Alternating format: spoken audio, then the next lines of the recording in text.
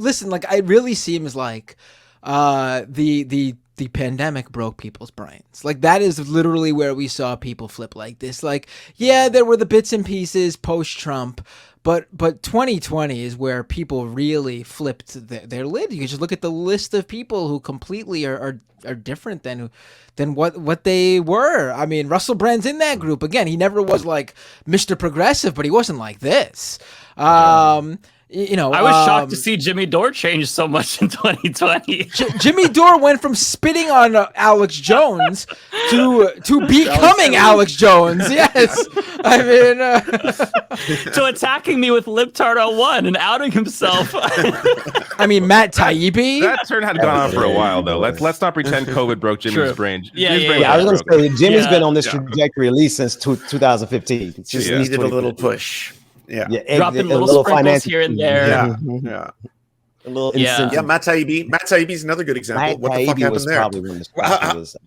How did he go from like this esteemed quote unquote journalist to like talking about Matt Walsh and being like, "Oh, What Is a Woman" is a really good fucking documentary. You're like, what the fuck? Where did this come from? How does he go from becoming the number one voice in the early 2010s, speaking out against the 1%, to literally becoming the richest guy in the world's PR guy?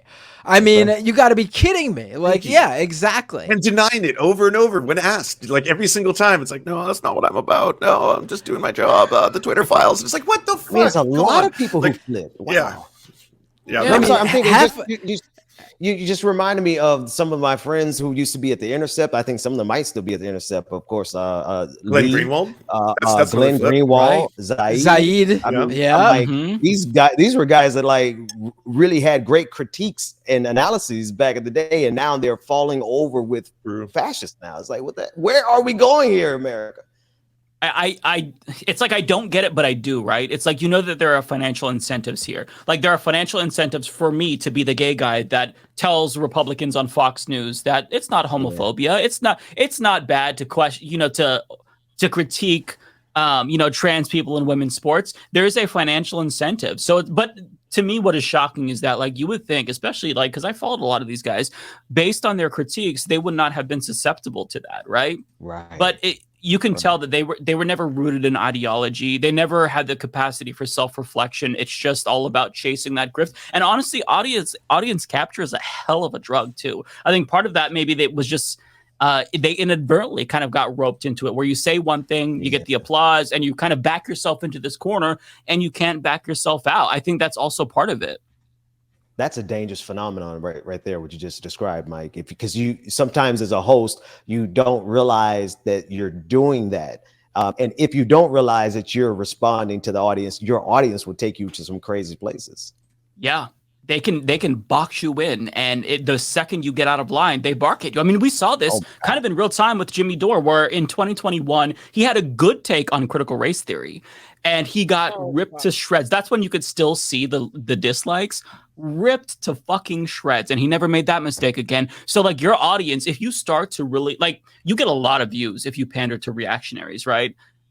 So if you get that, it's kind of like that dopamine rush, and then you realize, okay, maybe I don't like this, but then they bark at you, and it's just it's a very destructive cycle. And I feel like that's part of it is these people are probably greedy as well, but I think a lot of this is inadvertent, because I mean, so many of them just they took the same trajectory, and you just see that audience capture little by little, and it's really sad to see, because you would expect the people who are trying to be thought leaders on the left, at least in the online sphere, would have a little bit more integrity or capacity for introspection. Like, we all fuck up. Right? Like, back in 2016, I talked about how, like, I was shitting on Hillary Clinton every single fucking day, but I thought that because I was doing it from the left, everything was copacetic. But then I released a video shitting on Pizzagate, and all of a sudden I get mass dislikes. I'm like, okay, I attracted these people. You've got to pivot now. You've got to switch it up. Like, because you recognized, though, and then you shifted and you understood what happened. What, like, how my point is that how do you not know? Like, if you're introspective enough to be someone who's an intellectual, who's someone like, I don't know, like a Glenn Greenwald,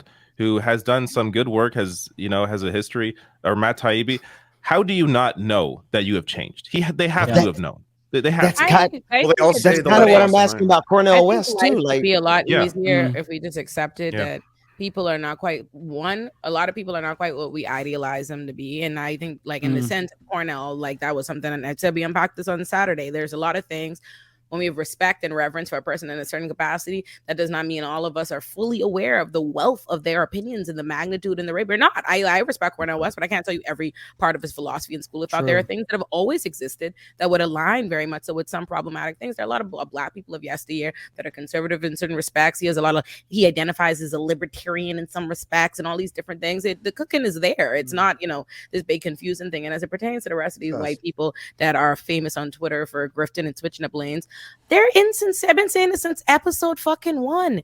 It is a job. It is a grift. It is a persona. It is disingenuous in the first motherfucking place. It is an intellectual exercise. I know some of these people. I've been on these shows. I sit with people who live an entirely different fucking life versus what the fuck they say on the shows. They're there to get a check. That's why they switch up. They do what they think is popular. They do what they think there's a lane for. It's called getting where you fit in. That's what's up. As soon as you disabuse yourself of this idea that they're operating in good faith, it all fucking makes sense. If you get that, actually, I was watching an expose on somebody recently, and I watched it too. Very good video. And in said expose, they were like, they're not a left. They're not a leftist. They're not on the right.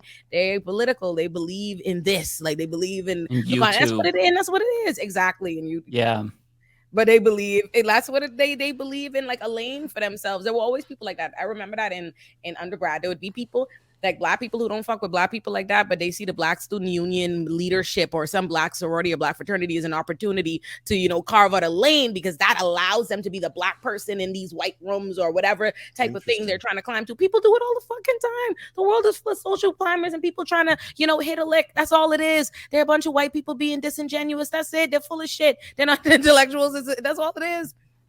I'm too. So maybe we're the naive ones for not. Yes. Yeah, I think we are. Let's ask the audience a little bit of an interactive a segment here. Folks, get in your vote. Which one of the 6 people sitting before you right now is most likely to become a right-wing grifter? Cast your vote. Be sure to let us know why you think it's most likely to be David Dole. And let's... I would retire and go to video games full time before I did anything different. I guarantee. Remember what we said. Remember what we just said, folks, about how the audience sometimes pushes people that direction. Remember David Dole's live chat. Remember how this goes. All saying Binder now. Oh, they're saying Binder. What? You're the one that projects the most. I think that's what it is. That you project the most. That's what happens. Oh man. Oh yeah. Yeah, you're the most devious, Matt. I love when you don't disclose something, you don't say it on the stream, only for somebody in the chat be like, let me clarify to that thing they were alluding to. You're like, whoa, I have to research. So I think that the moral of the story is don't deify people you see online, unless it's, members of the leftist mafia, then, we are... No, we are the purest. Certainly, not that. Not that. History is No, it's just really sad, right? It just. Don't you see the world crumbling around you? I mean, look at fucking New York. It looks like Blade Runner. How do you not genuinely care about the state of the fucking planet? We gotta apologize, David.